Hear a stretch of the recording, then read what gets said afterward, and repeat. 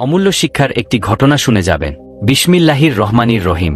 একটি গ্রামের এক কৃষক ছিল, যার নাম রামু। রামু ছিল খুবই পরিশ্রমী, কিন্তু তার অর্থনৈতিক অবস্থা খুব খারাপ ছিল। একদিন রামু তার জমিতে কাজ করছিল, তখন তিনি মাটির নিচে কিছু খুঁজে পান। যখন তিনি সেটা মাটি থেকে তুললেন, দেখলেন সেটা একটি পুরানো পাত্র। পাত্রটি অনেক ভারী ছিল। রামু ভাবলেন, পাত্রটি সম্ভবত মূল্যবান ধাতুর তৈরি। রামু পাত্রটি নিয়ে গিয়ে গ্রামের লোকদের দেখালো। গ্রামের লোকেরা বলল, এটি একটি খুব পুরানো পাত্র, হয়তো এর মধ্যে গুপ্তধন আছে।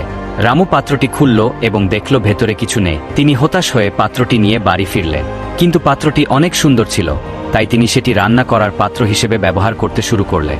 কিছুদিন পরে রামু লক্ষ্য করলেন, যখনই তিনি পাত্রের মধ্যে কিছু রাখেন, সেই জিনিসটি দ্বিগুণ হয়ে যায়। উদাহরণস্বরূপ, তিনি যদি একটি আপেল রাখেন, সেটা হয়ে যায় 2টি আপেল।